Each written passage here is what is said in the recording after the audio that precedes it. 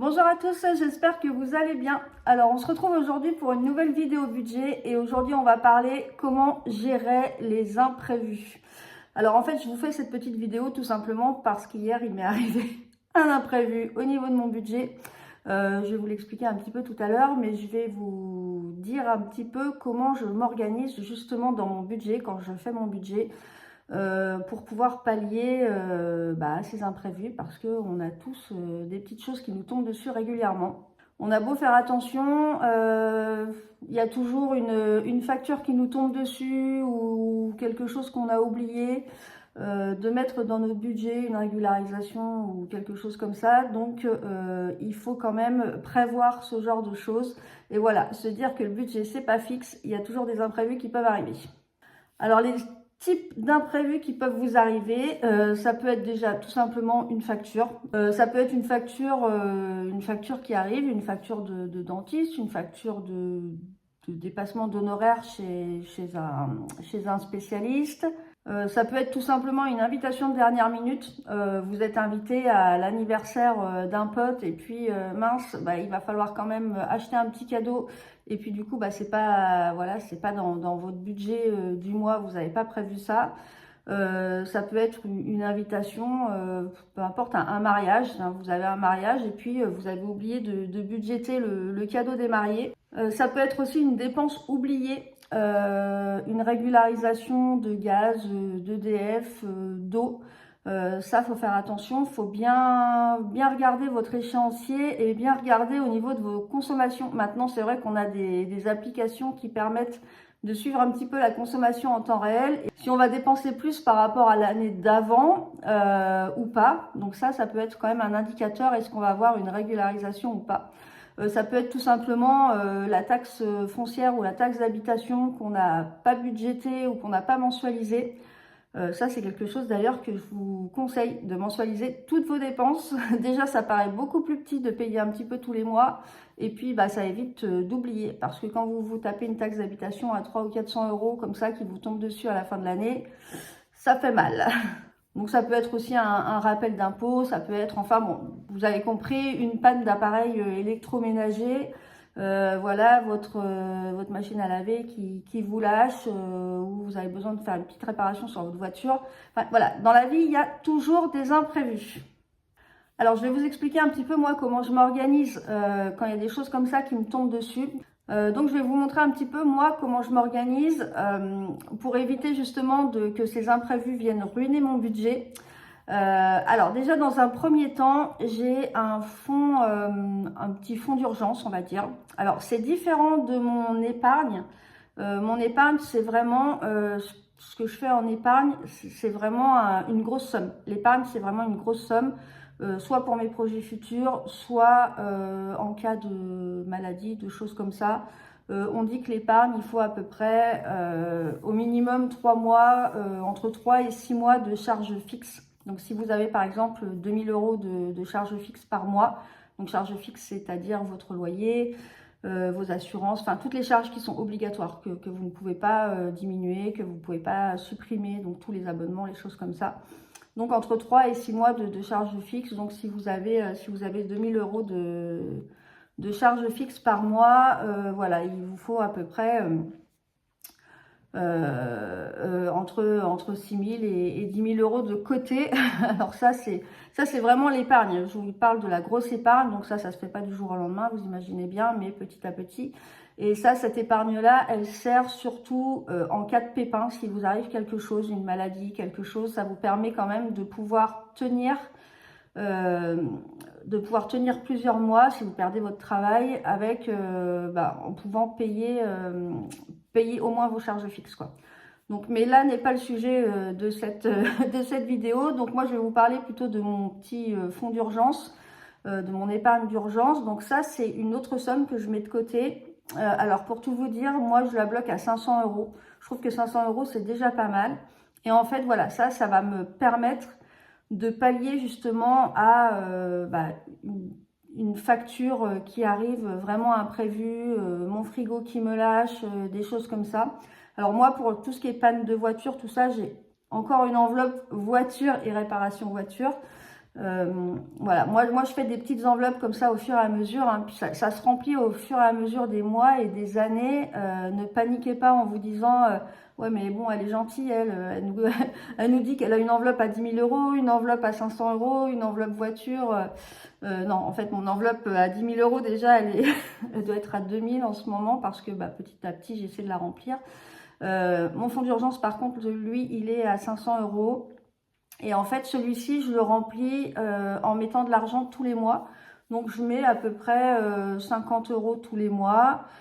Quand je peux mettre un petit peu plus, je mets un petit peu plus. Quand je ne peux pas, je mets un petit peu moins. Même si je mets 20 euros, 30 euros, ça permet qu'il grimpe.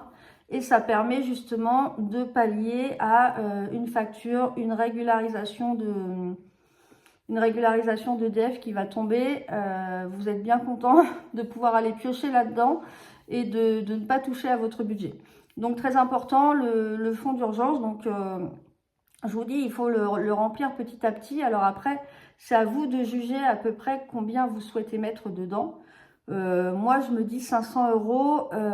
500 euros, c'est pas mal parce que c'est tout bête, mais une machine à laver, c'est 300, 350 euros. Après, vous pouvez aussi choisir d'acheter forcément d'occasion, ça vous coûte un petit peu moins cher.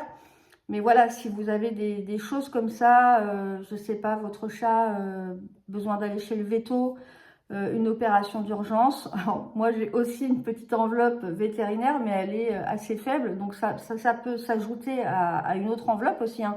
Je vous disais tout à l'heure que j'avais une enveloppe réparation voiture. Mais dans celle-ci, il doit y avoir 200 euros ou quelque chose comme ça. C'est vraiment pour les petites choses. Donc, si j'ai vraiment un gros pépin, je peux prendre dans mon fonds d'urgence, rajouter avec l'autre enveloppe. Donc, voilà. Donc, fonds d'urgence, je vous conseille d'avoir vraiment un fonds d'urgence.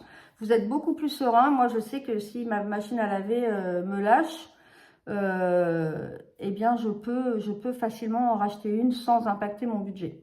Oui, donc vous pouvez aussi prévoir pour les petits imprévus, justement, une petite enveloppe imprévue. Alors, pour ceux qui ne me suivent pas trop depuis longtemps, voilà, je crois que vous avez compris que je fais le système des enveloppes. Il y a d'autres vidéos sur la chaîne qui peuvent vous expliquer un petit peu plus, mais sinon, n'hésitez pas à me poser vos questions en commentaire, hein, si vous avez du mal à me suivre. Oui, donc vous pouvez aussi avoir une petite enveloppe imprévue. Vous laissez une ligne tous les mois, en fait. Vous pouvez même mettre ça en charge fixe, où vous mettez 20 euros, 30 euros ou même 10 euros. Ça peut vous servir justement si il y a un anniversaire, votre enfant est invité à l'anniversaire d'un copain, tout de suite, faut quand même acheter un petit cadeau, quelque chose, ou venir avec quelque chose. Et tout de suite, on sait très bien qu'en dessous de 20-30 euros, on n'a pas grand-chose. Très clairement, même si vous êtes invité à prendre l'apéro avec des amis, si vous voulez venir avec une bouteille de vin, 2-3 petits trucs à grignoter, voilà, il faut quand même prévoir ce petit budget-là. Donc ça peut rentrer dans la petite ligne des imprévus. Donc ça, par contre, vous pouvez la limiter à 50 euros, par exemple. Et ça, voilà, c'est quelque chose qui peut aussi vous éviter de vous retrouver à découvert ou de vous éviter de refuser une invitation.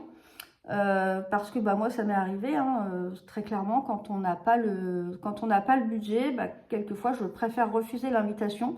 Parce que je me vois mal arriver à un anniversaire avec les mains vides et je me vois mal acheter un cadeau qui va perturber mon budget et moi-même me retrouver à mal, quoi.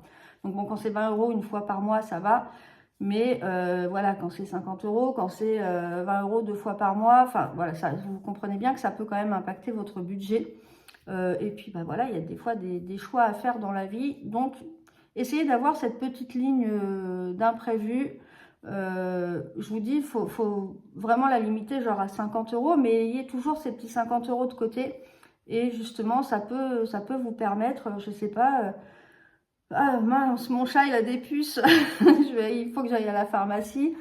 30 euros le produit à puce, bon, voilà, ce mois-ci, c'était déjà limite au niveau du budget course. Et on prend dans l'enveloppe imprévue justement et on remet le mois d'après. Voilà, c'est des petites choses comme ça.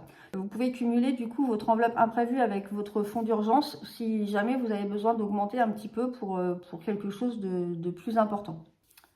Alors après, très clairement, s'il y a vraiment un très gros imprévu, Je sais pas, qu'est-ce qu'il peut y avoir comme très gros imprévu? Une très grosse panne de voiture, par exemple, ou je sais pas, vous vous retrouvez un mois au chômage ou vous êtes en arrêt de travail. Par exemple, mon mari a été en arrêt de travail l'été dernier et très clairement, la Sécu a mis quasiment un bon mois et demi avant de régulariser. Et du coup, bah, c'était un petit peu compliqué parce on avait quand même des charges qui tombaient, enfin des prélèvements qui tombaient. Donc ça a été un petit peu stressant. Et donc heureusement, j'avais ce fonds d'urgence que j'avais pu remettre dans notre budget en attendant que tous les prélèvements se fassent. Et après, j'ai refait les comptes dans l'autre sens. Euh, mais voilà, quand vous avez un gros imprévu, voilà, sachez que aussi si vous faites correctement votre budget, que vous avez des enveloppes qui sont déjà catégorisées, eh bien il ne faut pas hésiter à aller modifier votre budget, aller chercher dans vos enveloppes. Tant pis, j'ai envie de vous dire, vos enveloppes, vous allez les refaire petit à petit. Moi, j'ai une enveloppe, par exemple, si vous avez une enveloppe restaurant, une enveloppe restaurant, je sais pas, où vous mettez 80, 100 euros par mois pour vous faire un resto, et bien voilà, en cas de gros imprévus, et bien tant pis, vous vous dites, bah, ce mois-ci, tant pis, je change mon budget, on supprime le resto de ce mois-ci et les 100 euros, voilà, on les passe dans la facturation du fameux imprévu. Donc ça se joue surtout au niveau des charges variables. Donc vous pouvez modifier vos charges variables. Par exemple, les courses, vous pouvez récupérer aussi de l'argent sur les courses en cas de gros imprévus.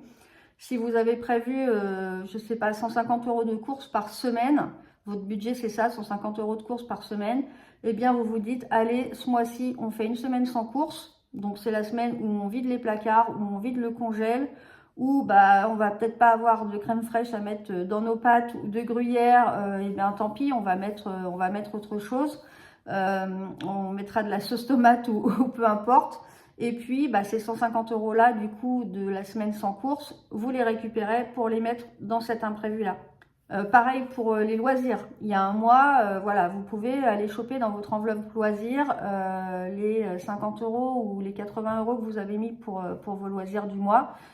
Vous pouvez les rebalancer dans l'imprévu. Enfin bon, du coup, je pense que vous avez bien compris. Donc en fait, au niveau du budget, faut pas être figé. Donc il faut savoir le moduler et il faut surtout pas avoir peur d'aller chercher dans quelques enveloppes. Si vous avez même une enveloppe Noël, moi j'ai une enveloppe Noël que je bloque à 500 euros. Je la remplis dès le 1er janvier de l'année et je continue, voilà. Et comme ça en octobre, je commence à acheter mes cadeaux de Noël. Si j'ai un gros imprévu, eh bien tant pis. Je prends dans l'enveloppe de Noël. Je ne vais pas me mettre dans le rouge. Tant pis, bah, je prends 200 euros dans l'enveloppe de Noël, j'aurai que 300 au lieu de 500, et bah, je ferai des cadeaux un peu plus petits. Et puis, bah, voilà, si c'est une grosse galère qui m'est arrivée avant, faut pas avoir peur de se dire, tant pis, on va se priver sur quelques petites choses de plus dans l'année, quoi. Donc voilà, pour récapituler, donc ce que je vous conseille, le fonds d'urgence, ça c'est capital. Ayez un fonds d'urgence, moi je vous dis, je le limite à 500. Après, vous faites comme vous voulez. Le tout, c'est d'être réaliste. Mettez pas un fonds d'urgence à 100 euros parce qu'à 100 euros, même si vous avez votre lave-vaisselle ou n'importe quoi qui vous lâche, avec 100 euros, vous faites rien. Avec 500 euros, vous avez quand même déjà de la marge et après, vous pouvez le re-remplir petit à petit. Donc ça, c'est le fonds d'urgence, voilà, c'est capital. Essayez de le faire assez rapidement. Mettez 50 euros déjà par mois, c'est pas mal. En 10 mois, votre fonds d'urgence, il est fait. Et après, franchement, vous êtes hyper serein. Donc après, essayez également, la deuxième chose, d'avoir une petite ligne imprévue dans votre budget, 20-30 euros par mois. Donc dans vos charges fixes ou dans vos charges variables, hein, vous les mettez où vous voulez. Mais si vous en servez pas, bah, vous les cumulez. Et ça vous permet de pallier aux petits imprévus, aux petits cadeaux, aux petites sorties glace, aux petits, voilà, le petit ciné qui va vous coûter, bah mince, on a le copain du copain qui est là et on veut les emmener au ciné. Ouais, mais le ciné, c'est 10 € par personne, et puis les pop-corn et les trucs, mais bon, on veut leur faire plaisir, donc voilà. Donc ça peut être géré avec la petite ligne imprévue, et vous l'accumulez tous les mois dans une enveloppe si vous avez besoin. Donc, et la troisième chose, donc comme je vous le disais, c'est le réajustement des postes dans votre budget. N'ayez pas peur, ne soyez pas figé, n'ayez pas peur de modifier des choses dans votre budget. Et surtout, n'ayez pas peur, un mois, si vraiment il y a quelque chose, de vous priver. Parce que le problème, c'est des fois de faire l'autruche, de se dire, bon, vas-y, c'est pas grave, on a dépensé tant, et tant pis, on sera à découvert. Mais non, en fait, faut pas faire l'autruche. Et des fois, il suffit d'un mois et vous vous remettez à flot. Si vous faites l'autruche, vous allez traîner un découvert pendant plusieurs mois, vous allez avoir des agios, vous allez galérer, même dans votre tête, ça va être compliqué. Alors que des fois, en un mois, si vous réajustez les postes, vous prenez votre argent du loisir, vous prenez une semaine de budget course, vous prenez, vous n'allez pas au resto ce mois-ci. Je veux dire, c'est pas non plus la fin du monde. Donc voilà, pensez-y. Et ça, je trouve que c'est important. Il faut savoir se faire un petit peu mal, on va dire, et de pas traîner justement ce découvert. Donc moi, je vais vous donner juste un petit exemple. Par exemple, hier, on loue une chambre en Airbnb dans notre maison, une chambre un petit peu à part, avec une entrée indépendante et tout. Et hier soir, en fait, à 21h, la locataire m'appelle et elle me dit, écoutez, je comprends pas, la télé vient de s'éteindre. Est-ce que c'est normal? Est-ce qu'il y a eu quelque chose ou quoi? Donc je lui dis, attendez, je viens voir. Et en fait, la télé, je pense qu'elle a grillé parce que elle veut plus rien savoir. Elle veut plus rien savoir du tout. On a essayé de l'allumer, de l'éteindre. Ça fait un zzzz, comme si, enfin bon, voilà, pas bon du tout, quoi. En fait, elle s'allume plus, mais elle fait un petit bruit. Donc du coup, j'ai tout débranché parce que j'ai pas envie que ça mette le feu ou, ou un truc comme ça. Mais du coup, j'ai des locataires qui arrivent samedi. Et il va falloir forcément que je rachète une télé. Donc vous imaginez bien que si j'avais pas un petit fonds d'urgence dans mon budget, je me retrouverais tout de suite dans la galère parce que acheter une télé, là je sais pas, c'est une 80 cm qu'on a. Je pense que j'en ai entre 250 et 350 € à mon avis. Donc ça m'embête, hein. Très clairement, je suis un peu dégoûtée. Mais je sais en même temps que j'ai ce fonds d'urgence et que je ne vais pas taper dans mon budget et pas me retrouver à découvert parce qu'on est quand même quasiment le 20 du mois. Donc le 20 du mois, racheter une télé, voilà, c'est pas la grande joie. Donc vous voyez, c'est tout à fait l'exemple type de choses qui peuvent vous arriver. Votre télé lâche. C'est difficile maintenant de rester sans télé, c'est difficile de rester sans lave-linge. Voilà, il y a plein de choses comme ça qu'on peut pas trop se passer dans une maison. Donc avec ce fonds d'urgence, et voilà, on est beaucoup plus serein.